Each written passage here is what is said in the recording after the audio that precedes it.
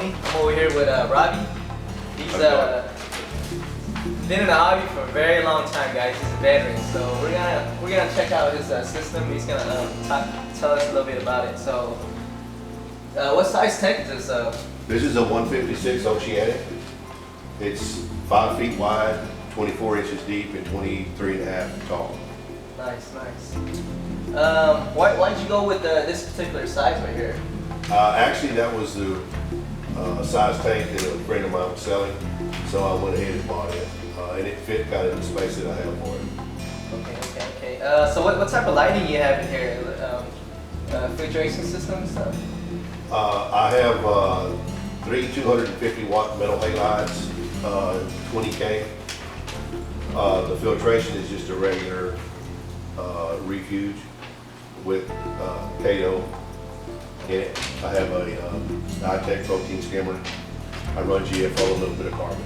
Okay. We're gonna check out his stuff in a little bit, guys. Okay.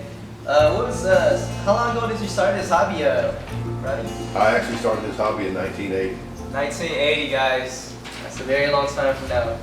What was the size of your first fish tank? It was a 20 gallon. It was a 20 gallon. And I actually got water from, I didn't use salt water that you mixed. I actually went and got water from the bay and filtered it so that it was clear. It would take a few days for it to clear up. Nice. So you actually went to the ocean and got water from the ocean, guys. So it's not like us where we mix it and stuff, okay? So how was the corals exchange different from back then to now? I mean, well, then there was almost no, you couldn't keep coral alive. I mean, I was doing good then just to keep fish alive. And, you know, water changes were, you just kind of had to learn as you go because nobody really knew how to do any of that. So it was all touch and go. And then I moved from a 20 gallon up to a 29. The 20 gallon was like a water prep tank. And I was able to keep fish and shrimp, just some basic things alive for, you know, a year or so then. Right. And then I can't remember exactly what tank I moved up to, but in the like mid 80s, probably 1984. Right. I got a bigger tank from a friend of mine that actually had an underground filter and an external pump of some sort. I can't remember. And I still didn't do any inverts at that time. So I just, shrimp and fish was about the only thing, crabs, some of those things that I found scuba diving. No corals yet, guys. What was the biggest corals you had? The biggest coral that I've ever had was an elegance that was probably about 18 inches across. But it was multiple heads. Wow, that's pretty big. So you've been in the hobby so long, I'm sure you've seen quite a few fish in your time. So what's like the biggest one you kept in your tank? I had a lionfish that was about probably pushing 17 inches. He was huge.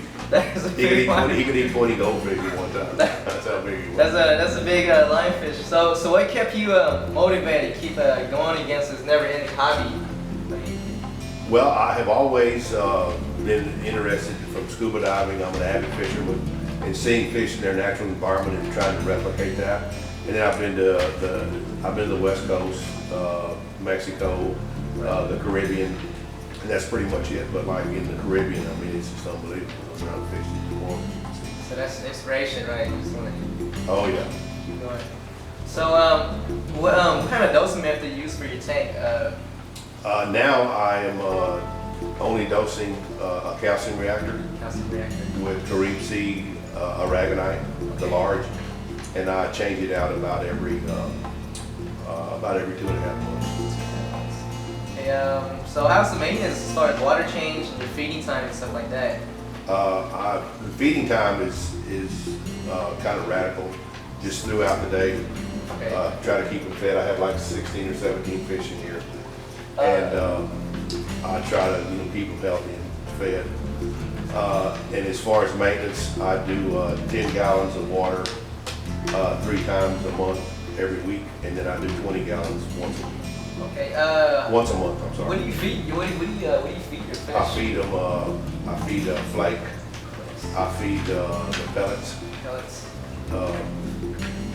And seaweed for the tanks or no seaweed? Seaweed for the tanks, and I do mysis and various other frozen foods. Okay. I also try to give them a lot of natural food. Like if I go fishing, I bring back fish that I caught or a shrimp that are fresh that don't have any chemicals. Oh, that's the best right there. So as far as since you've been a veteran in a hobby, what advice you give to those that's new to the hobby? You know, Is take it very slow. Start it very, very slow, because it inevitably, when you try to push it, is when it comes back to bite you. That's Pushing the envelope is where the problem is. If you take it slow, a great advice, guys. and everybody gets anxious and wants to keep throwing stuff in their tank. And the minute there's a problem, you have to stop. You'll shut down everything and find out what the source is, because once you get the tank running on its own, it's very easy to do. You can even minimize like I clean my glass maybe once a week on this tank. I wish I could do that. Look at you guys. I have to clean every other day. I mean. So let's walk through a tank through Robbie. Just tell us about this. You guys see the size of this bubble coral? This thing is huge. Yeah, I got that from another marsh member. I did a trade for him. Same with this bacon. Nice. Most of these came from members. That came from another. That orange plate came from a member. How big did these corals start out with? Did it already come that size, or do you grew them out? This one is probably added about an inch and a half, something like that, because I set this tank up in the middle of April. Okay. See, a lot of mixed varieties in here as far as softies, LPS, and he has SBS in the higher. And that's a pretty nice size slimer right there. Now this one this green slimer has actually grown a lot since I've got it. It's probably grown about 1/3 of what's on there, and I've already fragged it a few times. Oh wow, okay. See, the way he set it up, yes, the obvious SBS is on top, just like how you're supposed to do it, and all the less light needed corals in the bottom, and he has 2 RBTAs on the left-hand side there. You guys see. He has a lot of fish. I see he has 2 type of wrasse. Tell me 3 type of wrasse, right? 4 wrasse. Can you tell me what kind of wrasse they are? There's a yellow-shouldered wrasse here, the regular yellow chorus wrasse. I have a Linares. I can't think of the name of this guy here. To be honest. Okay. I see they're reef safe, right? The reefs. This guy here is like questionable. This little red one with blue is a level traps, but these guys here get fairly big. But as long as you get them fed, they're very very easy to keep. They don't nip on any of your corals or anything like that? None. So far, none. I see you have snails and stuff. So they don't attack the snails? None. So far, knock on wood. So keep them fed, keep them happy, where they don't have to be hungry. They do pretty good. Yeah, that's, I see you don't have any shrimps. I think the shrimps will for sure disappear. Huh? Actually, I have several peppermint shrimp in here. Really? Yeah. So they don't touch the shrimps either, huh? No, so far. But I saw several of them last night. Okay, that's good. So they don't touch. Yeah, I've been thinking about some wrasse myself. I'm just scared. I have a lot of shrimps in my tank, and afraid they're. Yeah.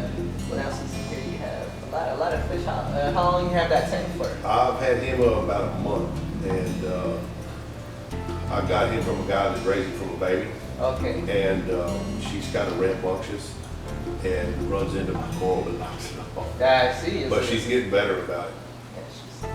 Yeah, what's the temperature at your tank you're running at? 77 to about 77 and a half to about 80. My chiller kicks on at 80. Okay. Looks like his flow. He has a J-bow, and is that a Corrali? That's a Corrali 1400. What settings do you have at the J-bow right now? I have it on the natural wave on setting 1. That's good. Well, there it is, guys. This is Robbie, and he's been in Island for a long time. You guys see, patience is the key. And you have any question, feel free to comment, and we'll get back to you.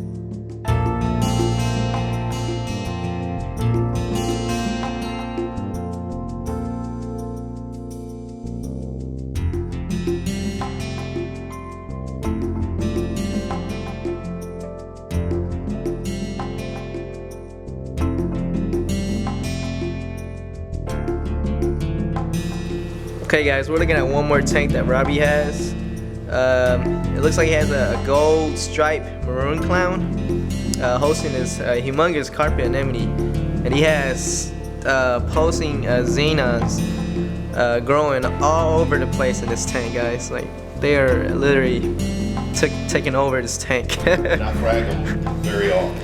And he frags them very often. Look at that, guys. This is pretty cool, guys. It looks like a natural reef, you know. You have stuff just going all over the place. So anyways, stay tuned for more, guys.